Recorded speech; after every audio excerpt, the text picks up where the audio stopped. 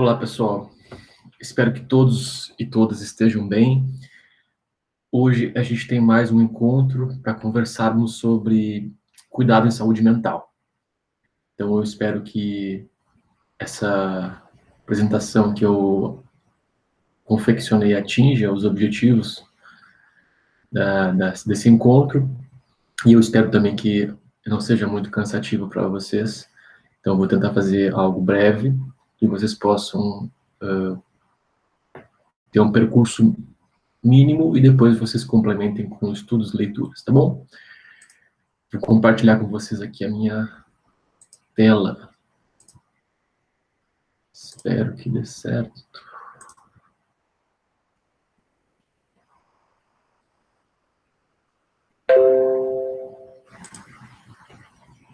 Será? A gente fica desconfiado dessas coisas. Mas, vamos lá. O que é cuidado? Bom, cuidado é um conceito bastante amplo, polissêmico, heterogêneo, e que haverá uma série de bases conceituais teóricas que poderão que podem definir o que é cuidado. O que a gente fala aqui é do cuidado em saúde. Pensem por um instante o que é cuidado para você. Eu suponho que cada um de vocês, nesse brevíssimo tempo, tenha pensado num tipo de cuidado, né? É natural quando a gente pensa em cuidado em saúde, a gente já cria um certo deslocamento de que o profissional de saúde é aquele que é o cuidador do outro, então é o cuidado do outro, né? Mas cuidado é uma relação que se acentua consigo e com o outro. Ou seja, quando eu falo em cuidado, eu falo em cuidado de si, o cuidado consigo, embora não é um conceito muito aprimorado, eu prefiro falar de cuidado de si e o cuidado com o outro.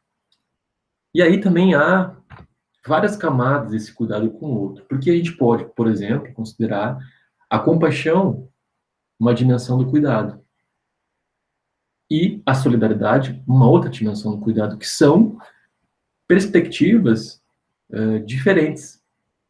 Enquanto que há uma aposta na transformação coparticipante, colaborativa, a outra há uma relação de poder em que um sobressai sobre o outro, obviamente por ter poder, né? E não desloca o sujeito dessa condição de necessidade de cuidado. Bom, eu gosto de trabalhar com uma perspectiva da ética do cuidado em saúde. Sempre vou estar falando aqui, sempre esse pano de fundo na saúde. Eu prefiro falar de saúde, ao invés de falar do cuidado em psicologia, especificamente saúde, porque quando a gente pensa o sujeito, a gente não consegue pensar só na dimensão psicológica, ou pelo menos não é assim que eu consigo interpretar um indivíduo. Ele é multidimensional também, ou seja, somos parte biológica, somos parte psicológica, parte social, cultural, espiritual, entre outras. Então, isso vai estar inerente na constituição do que é sujeito, porque afinal, somos e estamos na relação com o outro, que nos constitui e eu sou constituído por os outros. Bom, pensar em ética, então, é pensar numa construção da autonomia. Autonomia é um conceito também bastante caro, assim, que não só na saúde se trabalha, mas também em várias outras dimensões. Autonomia é quer dizer eu, né? Nomia é lei, então, uma construção de uma própria lei, vamos dizer assim, uma tradução mais grosseira e sintética. E a ética como um termo, que é da relação que se faz consigo, um modo de ser e uma atitude. O que os gregos chamavam de ethos. Foucault, que é um autor que eu gosto de trabalhar, fala desse ethos como uma forma de liberdade, a partir dos gregos, né? Que é, ao mesmo tempo, um cuidado consigo e um cuidado com o outro. ou, portanto, um ethos do cuidado. É desse lugar que eu estou tentando construir hoje a conversa do cuidado em saúde, a partir da ética do cuidado. E essa dimensão, então, nunca está dissociada entre eu e o outro. Portanto, as relações que eu estabeleço, elas devem procurar equilibrar-se. Todo tipo de oferta de cuidado, ela deve estar em equilíbrio entre eu e o outro. Por quê? Porque se eu parto de um lugar de ordem normativo, prescritivo, eu vou ter uma relação bastante desigual entre o outro. E aí ele pode ou não assumir, incorporar essa prescrição do cuidado, ou então ser um parceiro nessa construção do cuidado. Essa é uma perspectiva que da saúde coletiva que a gente tenta vislumbrar. Por quê? Porque se eu não me implico com o cuidado de mim, dificilmente eu vou transformar o meu modo de ser, a minha maneira de operar, a minha atitude. Então eu preciso participar desse processo de cuidado. Eu posso auxiliar o outro como profissional, mas é o outro que, no seu dia a dia, ou você no dia a dia, que é capaz de transformar ou não. E é capaz de dizer o que é limitante e o que não, o que dá para ir além. É uma construção, né? Bom, dessas ferramentas de gestão do cuidado, eu espero falar em outro momento também com vocês. Tenho já algo preparado para isso, mas não vou entrar nesse detalhamento aqui. Queria dar luz sobre a questão ética do cuidado em saúde, desse ethos do cuidado que é na interface entre quem está junto com o outro nesse processo de cuidado. E aí, então, entender que há uma luta pela autonomia, ou seja, tem um texto do Ricardo Cecim, que é Pacientes e Impacientes, que faz essa provocação a partir do Paulo Freire, pedagogo brasileiro, dessa procura do deslocamento do olhar sobre, inclusive sobre a terminologia paciente, né?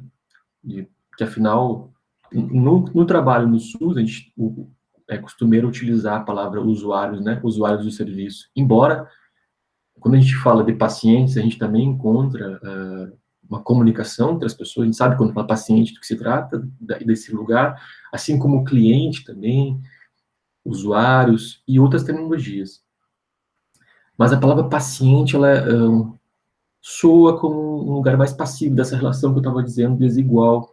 Então, o usuário, que também não é uma palavra tão boa assim, mas enfim, é a que a gente adota porque é um usuário do serviço, ela procura, então, deslocar esse lugar da autonomia para que a pessoa também incorpore, para que possa, então, ele ser autor da sua palavra, sujeito da sua história, como eu coloquei no slide. Isso é muito importante para a construção narrativa do cuidado. E a gente precisa, para isso, adotar certas posturas, atitudes, como profissionais, né, para estar com o paciente. Né? Isso implica, por exemplo, algo altamente sofisticado, que é a escuta qualificada. Né? Pode ser que para alguns isso pareça meio óbvio, mas escutar não é sinônimo de ouvir. Ouvir, a gente precisa de dois instrumentos auditivos, né? Aparelhos auditivos. Escutar vai além disso. Envolve silêncio, envolve o tempo e outras camadas mais específicas da comunicação e saúde, que eu também espero falar com você sobre isso mais adiante. Mas então, dessa ética do cuidado, precisa da voz, espaço, tempo, para que o outro também apareça. Bom, aqui tem uma provocação para vocês, que é no campo do campo psiquiatria e psicologia, a gente tem estudos específicos nosológicos, né? Na psicologia mesmo a gente tem, eu tive nosologia 1, 2, 3, acho que foi até o 3, que eram especificidades, né? A nosologia é uma classificação de doenças. Talvez vocês conheçam o CID, que é a Classificação Internacional das Doenças, CID-10, se não me engano, agora recentemente saiu, ou está por sair, o CID-11, deve ter consultado essa informação. Coloca aí nos comentários aí, se alguém souber especificamente. E a gente também tem no campo das doenças mentais, bom, só um parênteses, no CID-10 a gente tem um eixo específico que são só de transtornos mentais. Se não me engano, é a letra F. Faz tempo que eu não tenho consultado um CID. E a gente tem no campo psi o DSM, que é o Manual Diagnóstico Estatístico de Doenças Mentais, da Associação Norte-Americana de Psiquiatria, mas muito difundido nas diversas áreas que não só no norte-americano, né? No Brasil se adotou como ferramenta norteadora, signatária, o CID-10, não o DSM-5. Bom, dentro desses dois manuais classificatórios, e eu nem vou entrar aqui na discussão sobre doença e normas, etc., porque isso já é uma outra conversa, a gente tem categorizações, né, dos transtornos mentais. E aí é que dá para pensar uma discussão mais adensada sobre se eu olho para um sujeito a partir de um diagnóstico, eu deixo em perspectiva elementos que compõem esse sujeito. Só que, vejam, eu não estou aqui criticando essas classificações, dizendo que elas não têm valor. Tem. O desafio para o profissional é ir além da classificação de uma doença. Então, ou seja, o sujeito ele é muito mais que um diagnóstico, né? E vejam, vou provocar com vocês com dois exemplos agora em seguida, como essas classificações, eu vou usar especificamente o DSM-5, elas são, é que eu vou usar o adjetivo, capazes de aglomerar um número muito grande de pessoas com determinado tipo de transtorno, dos mais severos aos mais específicos. Então, olhar para alguém a partir da patologia, ou da perspectiva patológica mental, sem extrapolar a ideia de um cuidado em saúde mental que inclua esse discurso do sujeito, e é isso que é um grande ponto assim, no cuidado em saúde, em geral, no cuidado em psicologia, e seja quando for, na fisioterapia, na medicina, qualquer outra área, é colocar o sujeito em primeiro lugar, e não um diagnóstico. Tá? Então vamos aos exemplos. Olha aí. Transtorno depressivo maior. Eu vou olhar aqui, eu estou com duas telas, estou olhando a de cima aqui. Vejam que interessante o que dá para discutir a partir disso. É um recorte, né? Se vocês nunca manusearam esse documento, esse manual, olha só. Ele diz o seguinte: para fechar critérios diagnósticos, no caso transtorno depressivo maior, 5 ou mais dos seguintes sintomas devem estar presentes durante o mesmo período de 2 semanas e representam uma mudança em relação ao funcionamento anterior, ou seja, não vinha acontecendo, agora acontece esses sintomas. Vale dizer, o DSM, ele é um conjunto de fenômenos e sintomas que condensam um determinado tipo de transtorno. Pelo menos um dos sintomas é um humor depressivo ou perda de interesse ou prazer. Tem uma notinha. Não inclui sintomas nitidamente devidos a outra condição médica. Aí vamos lá, temos 9 aqui sintomas. Recuperando. 9. Se tiver um indivíduo 5 ou mais, temos um diagnóstico. Dentro de 2 semanas, né? Primeiro, pensem vocês aí. E pensem. Eu vou ler para vocês, com vocês, e pense se você também não se enquadraria em algo aí, ou 5 ou mais. Tá? Como é a discussão. Humor deprimido, na maior parte do dia, quase todos os dias, conforme indicado por relato subjetivo. Sente-se triste, por exemplo, né? Sente-se triste. Vou botar aqui o fonezinho, acho que talvez fique melhor o áudio. Agora que me dei conta. Sente-se triste, vazio, sem esperança. Ou por observação direta por outras pessoas. Parece choroso. Nota. em crianças e adolescentes pode ser um humor irritável. Humor deprimido na maior parte do dia, quase todos os dias. Sente-se triste, vazio e sem esperança. 2. Acentuada diminuição do interesse ou prazer em todas ou quase todas as atividades na maior parte do dia. Quase todos os dias. Indicada por relato subjetivo, observação feita por outra pessoa. 3. Perda ou ganho significativo de peso sem estar fazendo dieta. Ou redução ou aumento de apetite quase todos os dias. Eu vou pular algumas coisas para não ficar também cansativo. 4. Insônia ou hipersonia quase todos os dias. 5. Agitação ou retardo psicomotor quase todos os dias, observáveis por outras pessoas, não meramente sensações subjetivas de inquietação ou por estar mais lento. 6. Fadiga ou perda de energia quase todos os dias. 7. Sentimentos de inutilidade ou culpa excessiva ou inapropriada, quase todos os dias. 8. Capacidade diminuída para pensar ou se concentrar ou indecisão, quase todos os dias. 9. Pensamentos recorrentes de morte. Não somente medo de morrer. Ideação suicida recorrente sem um plano específico. Ou uma tentativa de suicídio ou plano específico para cometer suicídio. Eu não estou aqui subestimando e ridicularizando esses sintomas, porque esses sintomas são verdadeiros, eles existem, as pessoas sentem isso. O que eu estou colocando aqui luz é sobre essa questão de critérios que fecham um diagnóstico. 5 desses. Pensem sobre esses 5. Se vocês não percebem que há uma amplitude de possibilidades para a gente ter um diagnóstico de transtorno depressivo maior.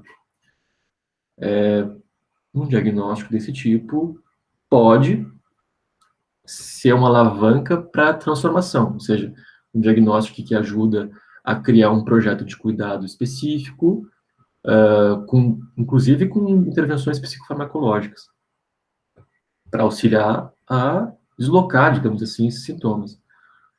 Porém, a construção de um diagnóstico, que acho que é o interessante é isso, né? Ela deveria ser uma construção e não um disparo, assim, curto. Ela pode também acarretar num processo muito difícil de desconstrução do diagnóstico. Há diagnósticos que são irreversíveis, vamos dizer assim. Não tá colocado aqui que uma vez deprimido, para sempre deprimido. Não é isso. Mas há alguns diagnósticos de transtornos mentais que são, digamos assim, irreversíveis, o que a gente não tem literatura suficiente para dizer que eles são passíveis de mudança. Embora esses documentos, essas manuais de classificação, passem por revisões, né, periodicamente, né, inclusive com alterações, né, de diagnóstico, exclusões de um e entrada de outro.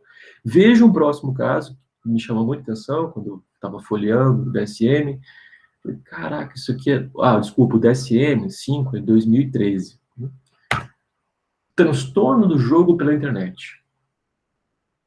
É claro que é uma questão contemporânea, se a gente deslocar isso para o último DSM 1994, DSM-4, se não me falha a memória, pelo menos a edição revista e ampliada, os jogos da internet eram bem menores, né? Então, há se considerar isso. Mas vamos lá. Critérios propostos. Uso persistente e recorrente da internet para envolver-se em jogos, frequentemente com outros jogadores, levando a prejuízo clinicamente significativo ou sofrimento conforme indicado por 5 ou mais dos seguintes sintomas em período de 1 ano.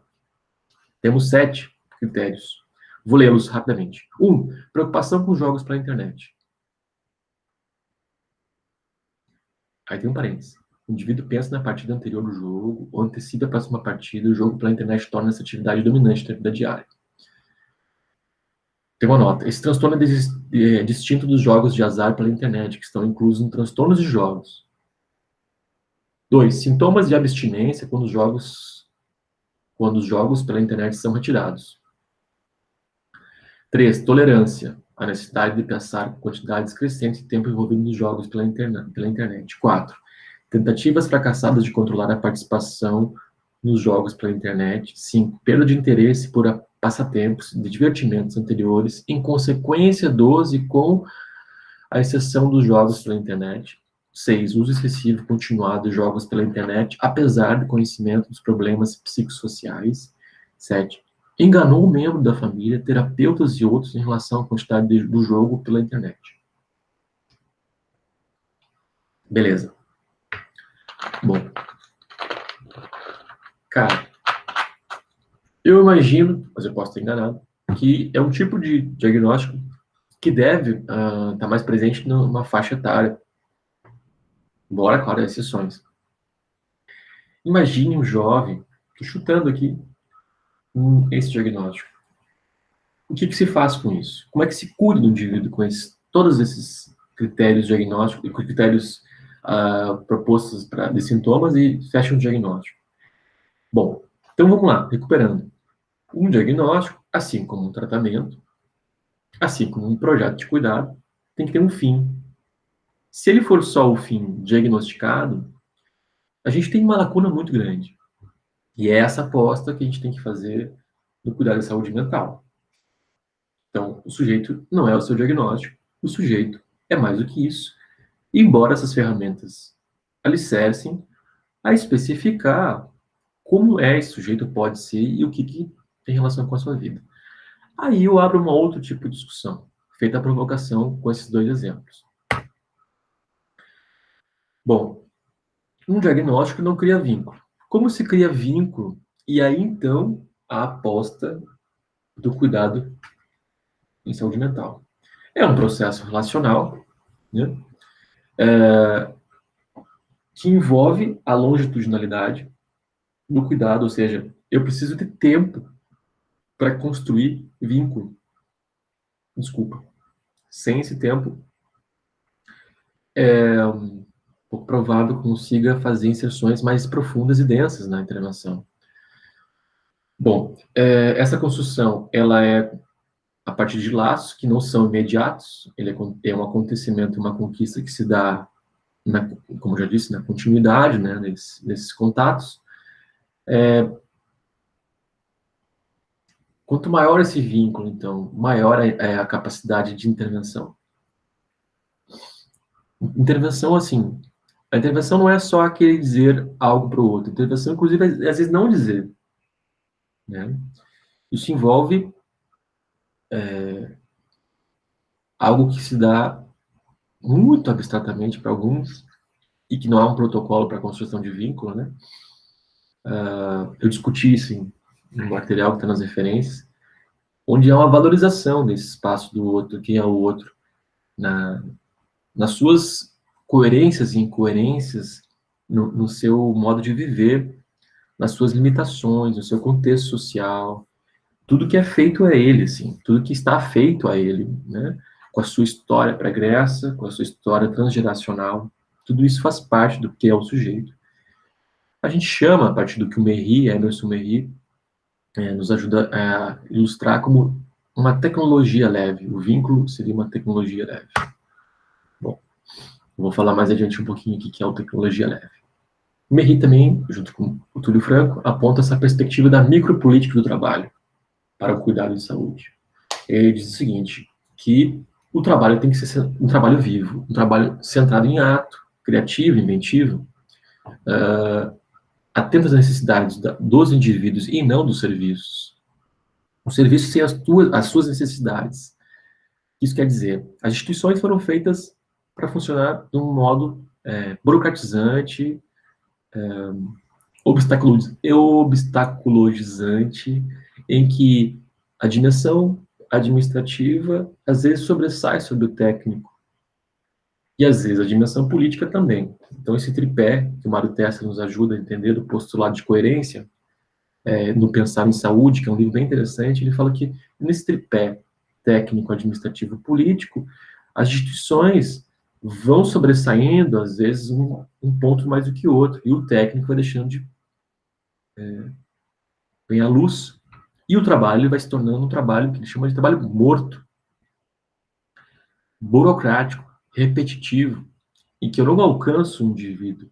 Então, por isso que, às vezes, o diagnóstico ele serve de conexão, ou seja, eu estou cuidando do outro, mas é a partir de um lugar de diagnóstico, ou seja, eu vou criando determinadas caixas e determinadas respostas a partir do que eu vou construindo de critérios, ou não que eu, mas a partir de próprios documentos, e eu, bom, para quem tem uma depressão, eu trato dessa maneira.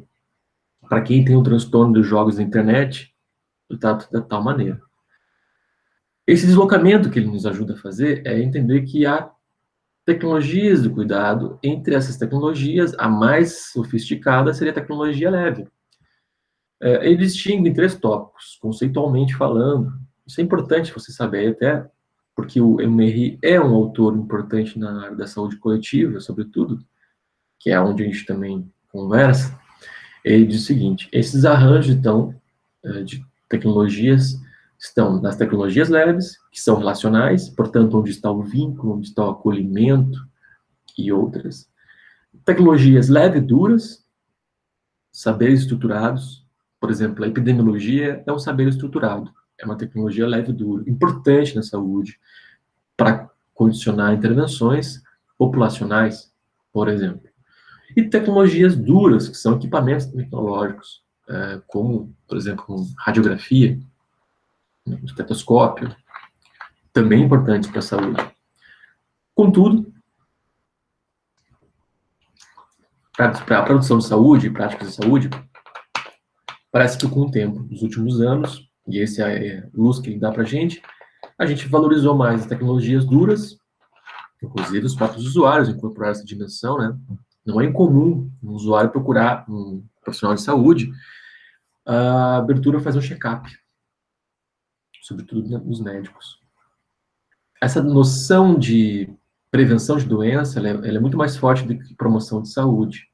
As pessoas querem fazer um rastreamento de possíveis doenças, com uma ideia de risco, e não apostam nas tecnologias leves, relacionais, né? Porque, em geral, elas deixam lacunas para que o outro preencha. E essas lacunas que o outro preenche geram um certo desconforto, porque, diferente de uma concepção em que eu participo do meu cuidado, a gente tem uma série de atravessamentos que não vou conseguir explicitar todos aqui. A gente tem uma construção social de que quem sabe do que eu tenho não sou eu, é o outro. Sobretudo o saber da saúde. Médico, enfermeiro, enfermeira, enfim, psicólogo, psiquiatra. Essa trama, que às vezes não é traçada entre os dois, ela acaba ficando uma polarização. Então, a tentativa dessa inclusão dos dois é para justamente desestabilizar esse lugar pré-definido de cada um. As tecnologias, então, leves seriam essa inter-relação e se dá pelo encontro, né? A gente tem autores na psicologia que alicerçam essa discussão, uns chamam de transferência, quem habita a psicanálise, né? Vamos usar essa expressão. Outros vamos chamar de vínculo, né? Quem trabalha com a dimensão do cuidado de saúde e saúde coletiva, mas se trata, então, do encontro entre sujeitos, seja na clínica, seja o espaço que for, seja inclusive na cidade, com tecnologias de cuidado que não tem um setting, um espaço definido, né? Mas que se dá nas relações. É um outro tipo de clínica, né? Então, produtora de cuidado, para que haja um estímulo ao protagonismo do sujeito. Pois é, vocês poderiam estar dizendo o seguinte: tá, mas legal, Carlos, bonito isso que você está nos dizendo, mas isso deve ser muito difícil. Sim, é extremamente difícil, porque envolve tempo, coisas que nos dias atuais parece uma equação difícil de colocar, né, no cuidado, mas que hoje algumas empresas, inclusive para além do SUS, entenderam que essa dimensão do tempo ela é importante, por isso que os serviços estão cada vez mais perto da casa das pessoas, do território do cuidado, que eu vou falar mais adiante. Estou achando que está ficando longa essa conversa, mas por aqui. Bom, trabalho vivo, então, é oposto ao trabalho morto, aquele burocratizante, né? Se propõe, então, uma superação das repetições de modelos, sempre, então, deslocamento, se está pré-definido, a gente tenta desacomodar, possibilitar que o trabalhador seja também protagonista de atos de cuidado, criativos, inclusive, podendo ressignificar, então, e incorporar tecnologias leves e duras no seu fazer, né? Bom, isso, de novo, né? Pode parecer nada simples, e não é, mas é um horizonte de trabalho que nos interessa em saúde. Mas tá aí, botei duas questões. Para que o profissional busca um afastamento, distanciamento no cuidado com os pacientes, os usuários? Eu não vou responder essa pergunta, queria que vocês pensassem dela.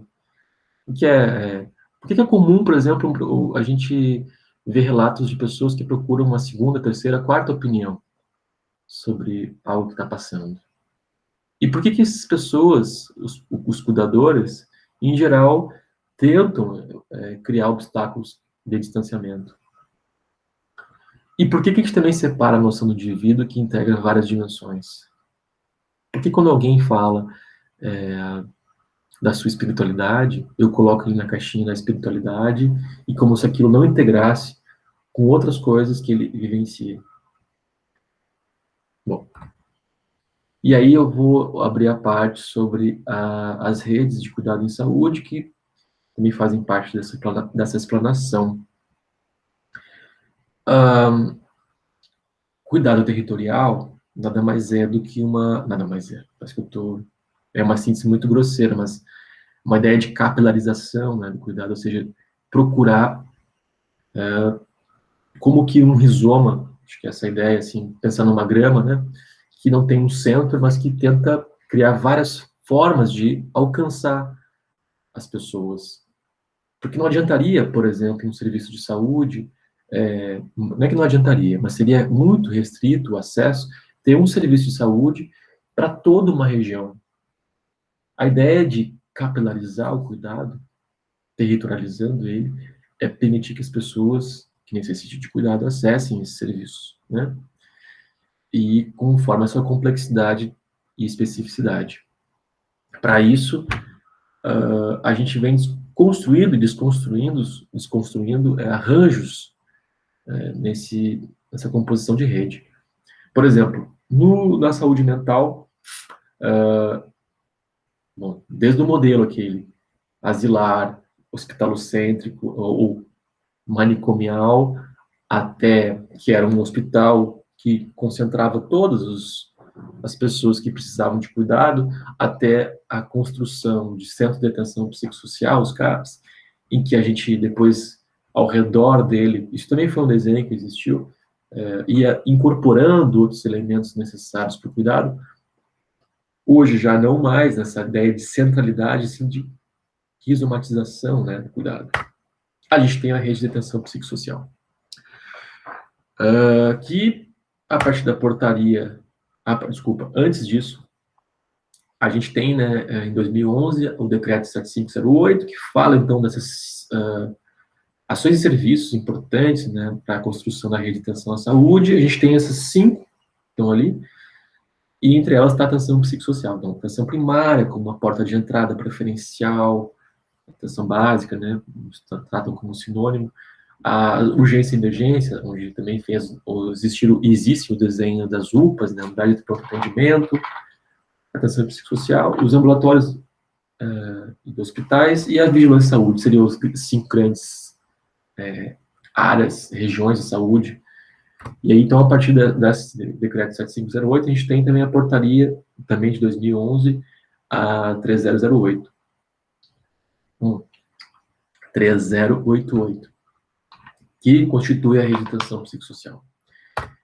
Bom, a rede, a própria concepção de rede, vale a pena olhar o decreto 7508, existem vários estudos sobre a questão da rede de saúde, ele é uma ideia muito interessante, porque promove, se a gente for buscar lá a gênese dela, né, a Lei 8080, fala do processo de regionalização da saúde, né, descentralização, ou seja, não adianta a gente ter um Ministério da Saúde, o governo federal, que dite todas as condições para que se cuide da população, porque a gente vive num território extremamente heterogêneo, que as coisas que servem para o sul do país não servem necessariamente para o norte. Então, eu preciso criar arranjos que adaptem à realidade, o contexto.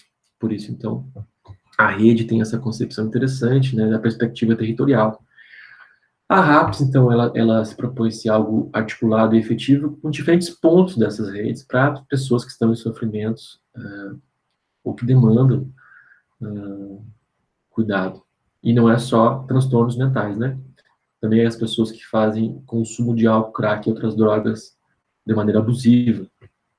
Então, leva em consideração as especificidades loco-regionais.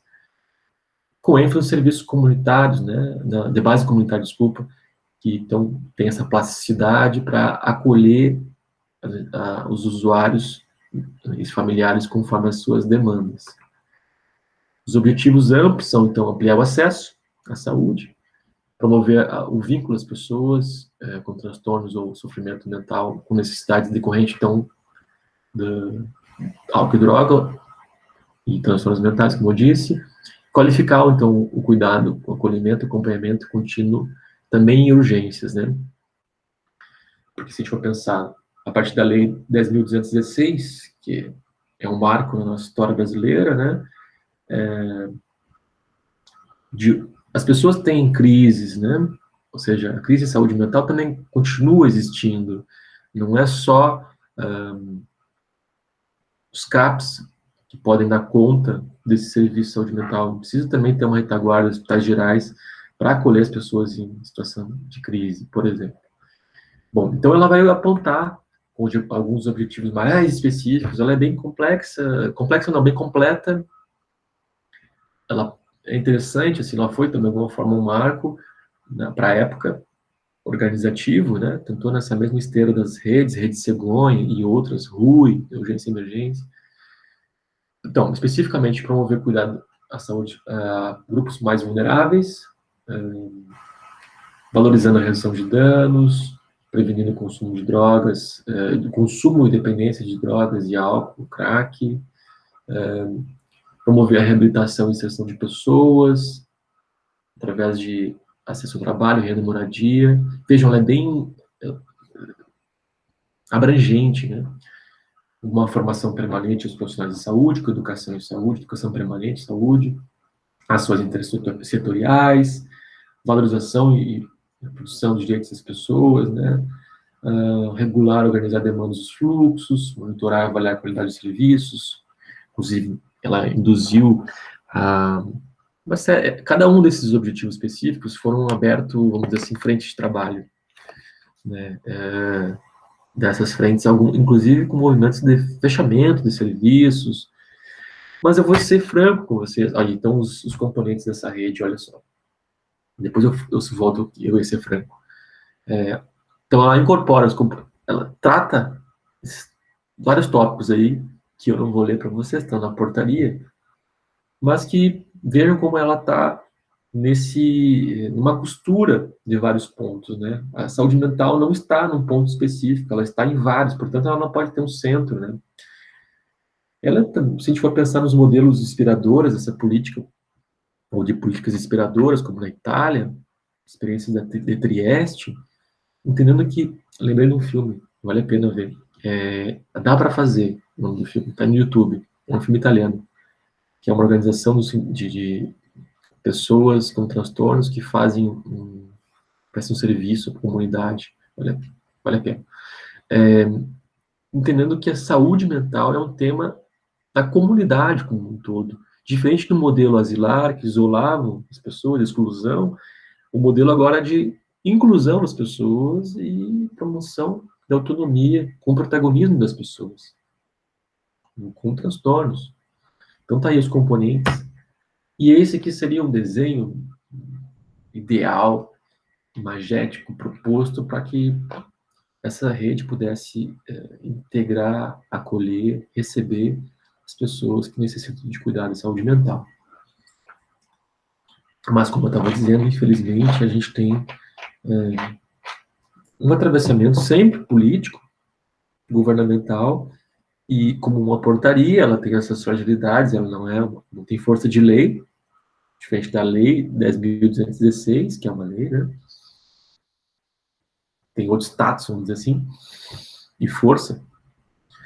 ela pode sofrer, e sofreu em variações, incentivos, inclusive incentivos financeiros. Então, a gente tem hoje, nesse momento, uma certa estagnação do investimento no serviço e, em alguns casos, até retrocesso, com redução de recursos de pessoas, gestão de pessoas. Isso impacta diretamente na saúde da população brasileira, infelizmente, né?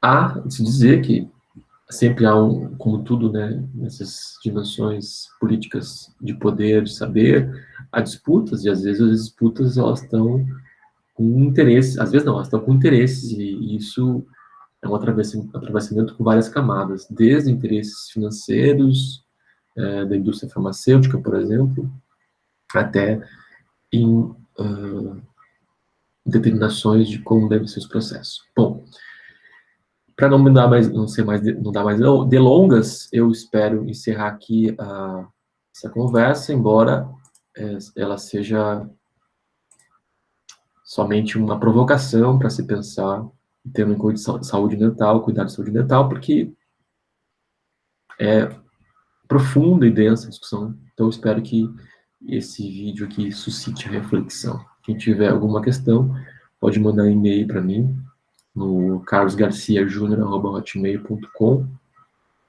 e espero nos vermos em breve. É isso. Espero que tenha dado certo essa gravação. Até mais.